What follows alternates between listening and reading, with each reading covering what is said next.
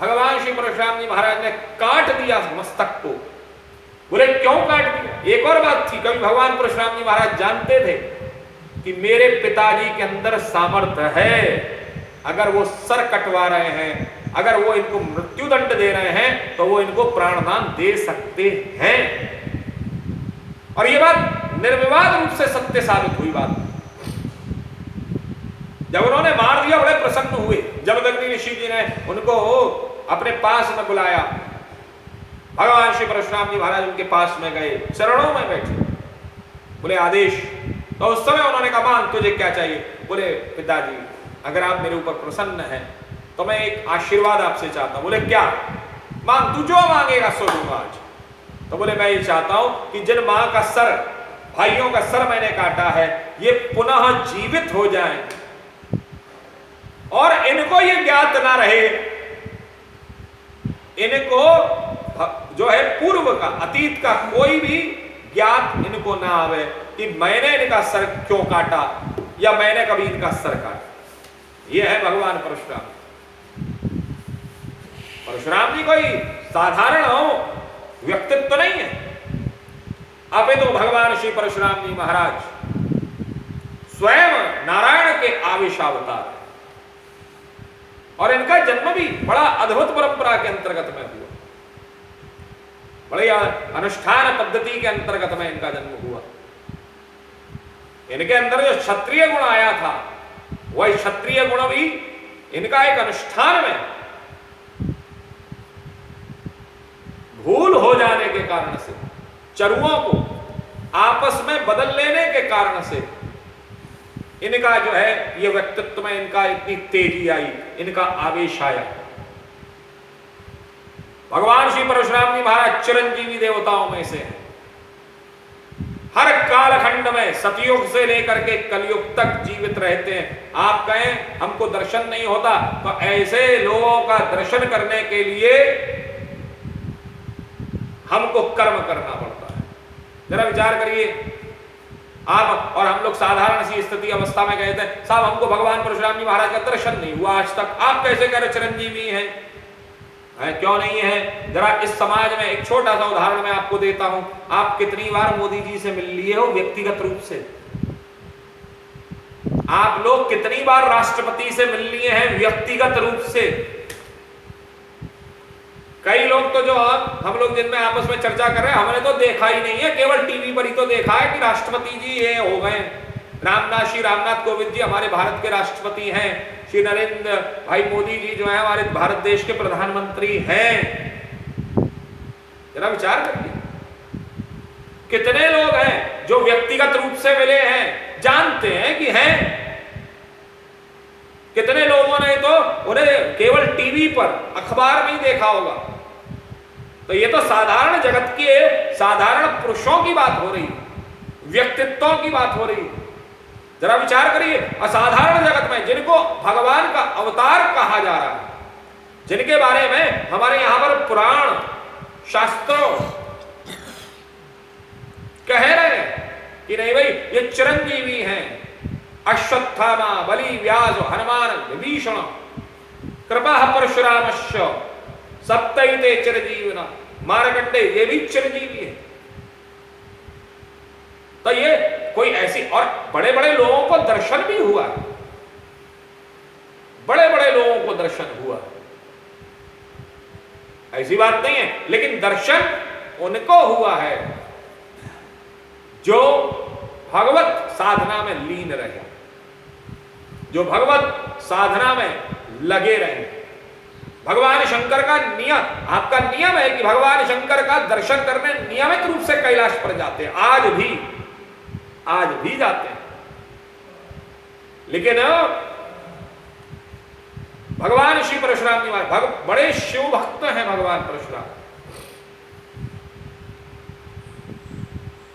भगवान परशुराम जी महाराज के बारे में ये अवतारों का, जब भगवान राम का अवतार हुआ तो भगवान राम के अवतार में भगवान श्री परशुराम जी महाराज ने उस समय पर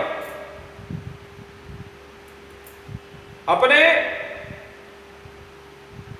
जिस समय भगवान श्री परशुराम जी महाराज का अवतार हुआ, तो अवतार के बाद में हर अवतार की अपनी अपनी एक व्यवस्था होती है, और उन व्यवस्थाओं के अंतर्गत में जरा विचार करिए, उन व्यवस्थाओं के अंतर्गत में जब इनका समय समाप्त हुआ, अवधि समाप्त हुई, तो उस समय भगवान राम का स्वयं नारायण का अवतार हुआ। ये भगवान नारायण के आवेशा अवतार थे, नारायण के अवतार के आवेशा अवतार का स्वरूप हो गया। जो भगवान नारायण का जो आवेशा अवतार है, जो आवेश है, जो क्रोध है, इसलिए हम अक्सर करके राम के चरित्र में हम क्रोध नहीं पाते, हम राम के चरित्र में क्रोध नहीं पाते। क्यों? क्योंकि राम श्रीमन नारायण का अवतार है, और जब राम श्रीमन नारायण का अवतार है तो सीधी सी बात है, भगवान नारायण के अवतार होने, अच्छा ना भगवान नारायण का आवेश कहां गया? तो आवेश का अवतार तो ये स्वयं परशुराम जी महाराज है। और जब भगवान इसीलिए हम राम के चरित्र में, राम की कथा में, राम के जो है व्यक्तित्व में हमको कहीं से क्रोध नहीं मिलता। एक बार जब राम और रावण का युद्ध हो रहा था, जब राम और रावण का युद्ध हो रहा था, तो उस समय भगवान राम को क्रोध ही नहीं आ रहा, भगवान राम मुस्कुराते हुए युद्ध कर रहे थे, रावण को परास्त कर देते थे। फिर कहते अच्छा रावण हे राक्षस राज, तुम थक गए होगे, चले जाओ, जा करके विश्राम करो, दोबारा कल फिर आना, कल फिर हम लड़ेंगे, चिंता मत करो। बड़ा समय व्यतीत हो गया। अब उस समय पर लखनलाल जी और हनुमान जी महाराज को बड़ी चिंता हुई, तो उन्होंने कहा, बोले प्रभु आप क्रोध में तो आई, जब तक आप क्रोध में नहीं आएंगे तब तक रावण का नाश नहीं होगा, रावण की समाप्ति नहीं होगी। तो भगवान राम ने क्रोध का आह्वान किया है, क्रोधम आवायामी, क्रोध का आह्वान करता हूं। लेकिन क्रोध आ भी गया तो क्रोध उनके चित्त में नहीं आया, आवेश उनके चित्त में नहीं आया। और जब आवेश उनके चित्त में नहीं आया तो विचार करिए वो आवेश कहां है? उसी आवेशा अवतार का स्वरूप है भगवान श्री परशुराम जी महाराज, उसी आवेश का स्वरूप है भगवान श्री परशुराम जी महाराज। अच्छा, आप लोगों ने एक और अक्सर करके भगवान गणेश जी का दर्शन किया होगा, किया है कि नहीं किया?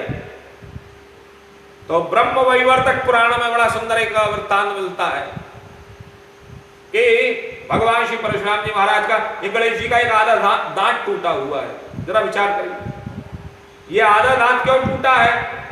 भगवान गणेश जी के दो दांतों में से हम अक्सर करके एक आधा दांत देखते हैं।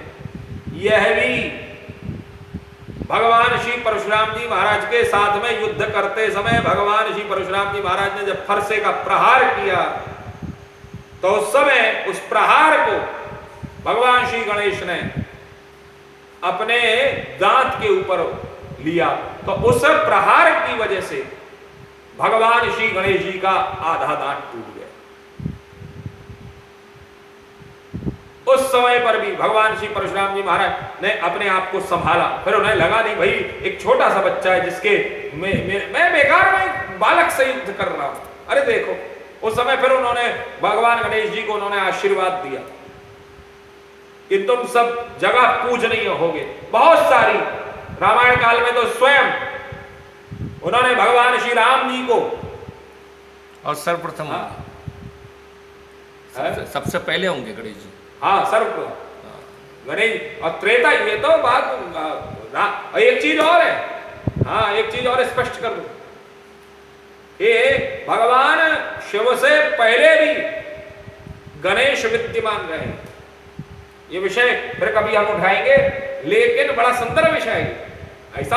ऐसा नहीं है, गणेश तो आदि गणेश है, और आदि गणेश में भगवान शिव का जब विवाह हुआ है तो उस समय भी गणेश पूजन हुआ है, उस समय भी पर भी गणेश पूजन हुआ है। जरा विचार करिए।